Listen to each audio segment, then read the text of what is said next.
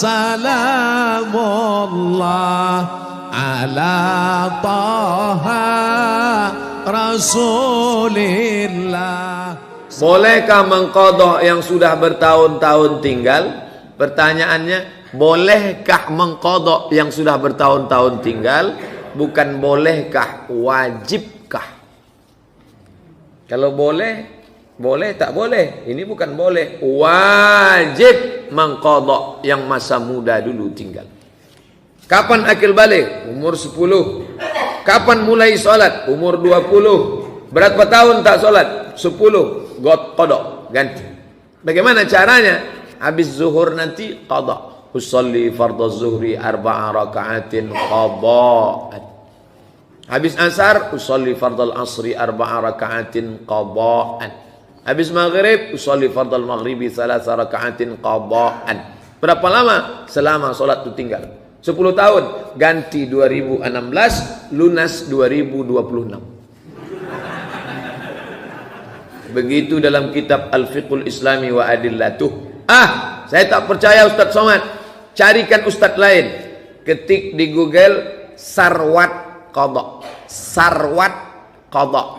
Ustaz Sarwat LC, alumni LIPIA Jakarta, menulis tentang solat qadha lengkap. Sarwat Qadha. Saya tak percaya alumni Mesir. Itu alumni LIPIA, murid dari doktor-doktor dari Saudi Arabia, tentang solat qadha. Wajib diqadha. Solat menurut 4 mazhab Hanafi, Maliki, Syafi'i, Hambali. Saya menyampaikan solat qadha ini sudah lama. Pertama kali pulang saya sampaikan di Masjid Akramun Nas. Difitnah orang saya. Dia ngomong di radio, kata dia Somad itu sesat, menyampaikan hadis palsu. Datang jamaah ngasih rekamannya ke saya MP3. Coba Ustaz dengar baik-baik. Somad itu sesat. Menyampaikan, saya tak mau berkelahi. Saya tulis makalah lebih kurang 50 halaman.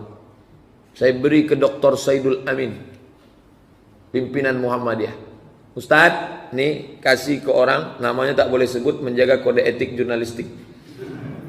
Kasih kesimpulan, ini rekaman MP3 dia, sudah mengatakan saya sesat. Kalau saya jahat, saya pekarakan dia. Bisa dia ini. Saya polda kan bisa dia ini. Tapi saya tak mau, ini cerita Ustaz sama Ustaz. Saya mau dudukkan sama dia. Nih, sudah saya kasih setahun yang lalu, sampai sekarang tak ada jawaban. La salam wala kalam. Saya lengkap dalil-dalilnya. Menurut 4 mazhab, Hanafi, Maliki, Syafi'i, Hambali, tentang qadha, wajib diganti yang qadha lewat. Tapi bagi yang muda-muda, anak muda, jangan gara-gara qadha ini makanya Ustaz tak mau membahas qadha. Jangan gara-gara qadha ini dienteng-enteng salat. Main futsal dari jam 3 sore sampai jam 8 malam. Kok kenapa tak salat? Alah, rapel aja nanti. Oh, tak bisa.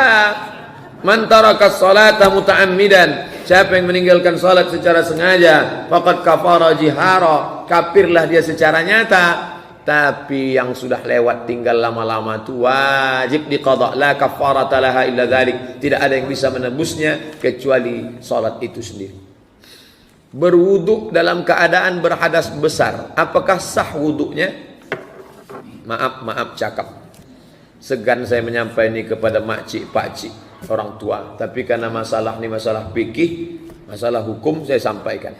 Ada orang, maaf cakap, berhubungan kelamin, tapi dia segan untuk mandi malam itu karena sejuk segala macam. Maka sebelum tidur itu dia berwudu. Jangan dia tidur begitu saja. Dia basuh kemaluannya, dia berwudu. Besok mau subuh baru dia mandi. Tapi sebaik-baiknya dia mandi dalam keadaan suci. Andai tidak, maka dia berwudu. Itu tentang wudu orang yang berhadas besar.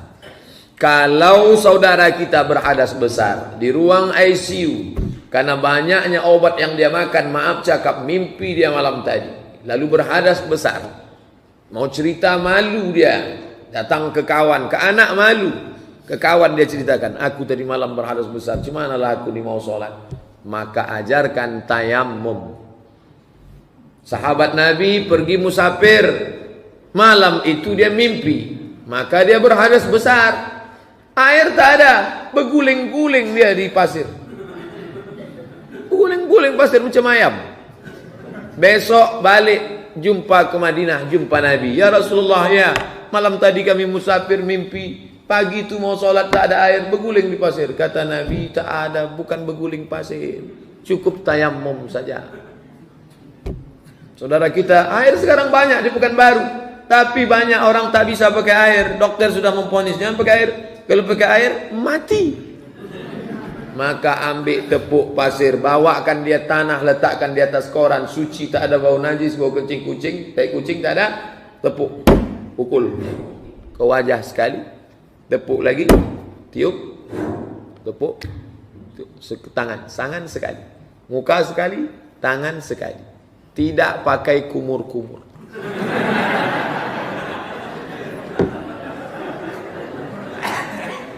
Tepuk sekali ke wajah sekali. Debunya di ujung-ujung jari. Ini di pangkal, ini di ujung. Supaya jangan mustakmal. Sekali. Bukan begini.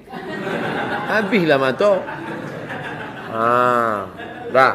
Tak boleh mustakmal. Tepuk sekali lagi. Debu dibagi 3. 1, 2, 3. Yang ini di bawah, ini di atas. Ini untuk ibu jari.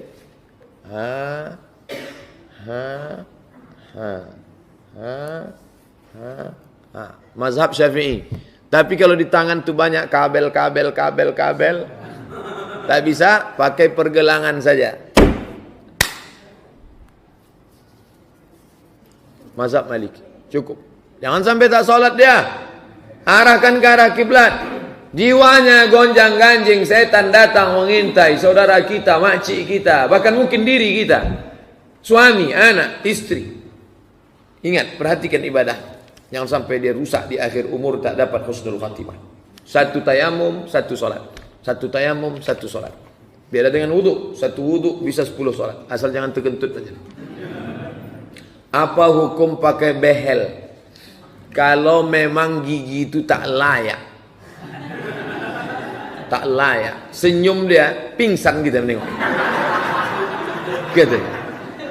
Merubah yang tak layak menjadi layak boleh. Merubah yang tak normal menjadi normal boleh. Maka maaf cakap, boleh operasi bibir sumbing. Karena tak normal menjadi normal boleh. Yang sudah normal di otak-atik menjadi abnormal tak boleh. Hadis riwayat Abdullah bin Mas'ud. 5 dilaknat Allah. La'anallahul washimat, tukang buat tatu. Wal mutashimat, minta buatkan tatu. Wal mutanammisat, mencabut alis. Mencabut, mencukur. Wal mutafallijat, mengotak-atik gigi, merapatkan, menjarangkan, memotong. Orang makin tua, gigi makin memanjang. Maka bagaimana supaya dulu orang tak ada tanda KTP, tak ada, tak tahu lahir. Kalau mau nikah cuma tengok gigi. Maka bagaimana supaya menipu? Potong. Dipotong. Macam mana kau tengok calonku tadi? Pendek ku tengok giginya. Padahal setengah dipotong. Wal mughayyirat lil husni. Merubah ciptaan Allah. Mempercantik. Orang yang pernah sekali mempercantik diri, dia akan merubah terus. Operasi sini, operasi sini, operasi sini, operasi sini, operasi sini. Setan punya kerjaan. Nauzubillah. Ustaz, apa hukumnya membaca Yasin beramai-ramai? Membaca Yasin beramai-ramai namanya qiraatul idarah. Kata Imam Ibnu Taimiyah, la ba'sa bih, la tidak ba'sa apa-apa, la ba'sa ora opo-opo. Ndak ba'a. La ba'sa bih. Menurut Imam Nawawi, membaca Quran bersama-sama mustahab, dianjurkan karena bangkit semangatnya. Kalau sendiri,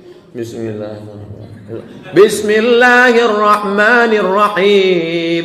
Bapak kalau pergi ke Maroko sebelum sholat Jumat, baca Quran 1 jam bersama-sama.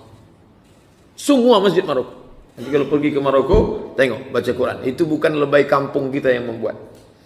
Yang ketiga pendapat Imam Al-Buhuti. Saya suka pendapat Al-Buhuti. Ini saya pilih. Apa kata dia? Kalau bacaannya sama, bagus. Tapi kalau bacaannya tak sama, makruh. Karena orang yang bacaannya tak bagus, dia tak tahu kalau dia salah. Orang yang bacaannya tak betul, dia tak tahu kalau dia salah. Karena semua suaranya satu. Dia mulutnya bergerak. Ujung-ujungnya turjaun, fayakun. Boleh tak main rebana dalam masjid?